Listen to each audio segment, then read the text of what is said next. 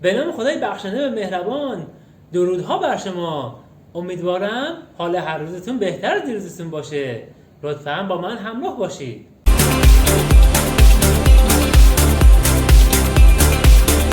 خب دوستان، این همون ویدیوی آواها، صداها و تلفظ هست. ما در زبان انگلیسی حروف‌های صدادار داریم و حروف‌های بی صدا داریم. من قسمت از این حروف رو پای وایت بورد براتون نوشتم و قسمت دیگر رو در ویدیو دیگه خدمتتون ارائه میدم. حرف A با صدای A cat. حرف A با صدای A cat. حرف A با صدای A father. حرف A با صدای A father. حرف A با صدای A about. حرف A با صدای A about. حرف A با صدای خودش name. حرف A با صدای A name. حرف بعدی C هست. C با صدای K cat. C با صدای C circle. حرف بعدی E. E با صدای A bed. E با صدای E tree. حرف بعدی G. G با صدای G goat. G با صدای خودش J giraffe. I حرف بعدی I با صدای خودش ice cream. I با صدای A thin. I با صدای E security.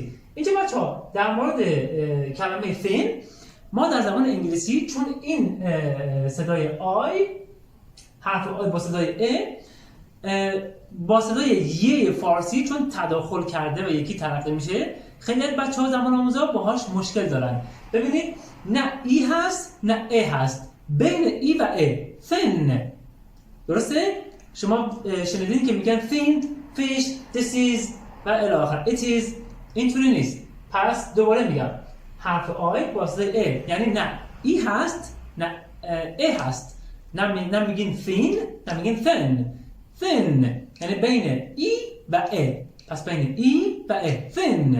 fish this it is و مثلا دیگه. اینجا هم کلمه security داریم. میگیم security ای کوتاه security. حرف بعدی او هست با صدای خودش go no.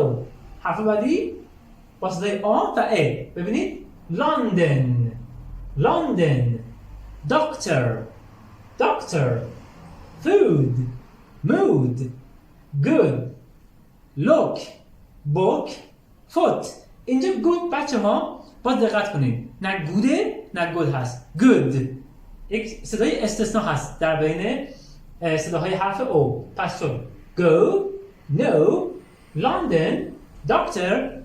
یه نکته بچه دقت کنید، اینجا بیشتر کلمات، نه همه کلمات، بیشتر کلماتی که حرف اول او در اول کلمه میاد صداش آ هست و بیشتر کلمه‌ای که او حرف آخر اون کلمه هست صدای ا داره، مثل لندن، مثل دکتر، bottom و کلمه‌های از این قبیل. food mood good که استثناء بود good و look book foot. حرف بعدی اس هست با صدای س sentence، با صدای ز present یا present. میدونید که خیلی از کلمات رو ما داریم که هم نقش فعلن و هم نقش اسم دارن.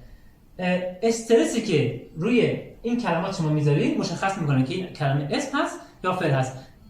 حالا ما حین آموزش در کتاب که باهاش کار میکنیم به این مطلب مفصل و کامل میپردازیم. پس اس با صدای س sentence، اس با صدای ز present یا present.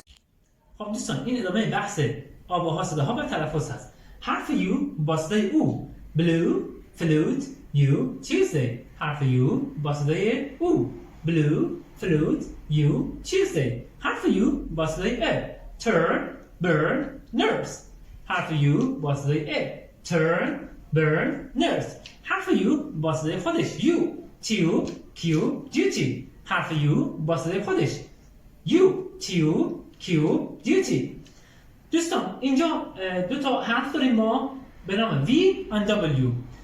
طریقه تلفظ این دو حرف ببینید، برای V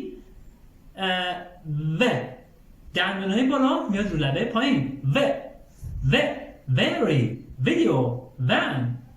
W بچه ها ببینید در پانچه میشه اینطوری و اصلا صدای و نمیده. walk wash window wall. به طور نمونه، برای نمونه سوال ما داریم how are you؟ جواب میگیم I'm very well. I'm very well. پس شد very well. خیلی دقت کنید اینو. حرف بعدی Y هست. Y با صدای ی. Yes, yellow. Y با صدای ی. Yes, yellow. Y با صدای I. Fly, try, sky, dry. حرف Y با صدای I. Fly, try, sky, dry. حرف Y با صدای ا. Antonym, synonym. حرف Y با صدای ا. Antonym, synonym.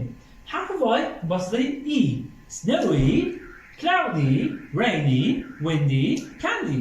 حرف Y با صدای E. Snowy, cloudy, rainy, windy, candy. خب دوستان این هم ویدیو آواها و صداهای حروف زبان انگلیسی. بحث تلفظ بسیار مفصل‌تره که در ویدیوهای بعدی به اون میپردازیم. در ویدیوهای بعدی به ادامه آموزش کتاب میپردازیم. اما قبل از این دوستان من یک ویدیو بسیار شگفت انگیز و خارق‌العاده براتون تهیه کردم که خیلی جالبه. من مطمئن هستم که از دیدنش حسابی لذت میبرین. پس منتظر ویدیوی بعدی باشید. یادتون باشه عاشقتونم خیلی زیاد.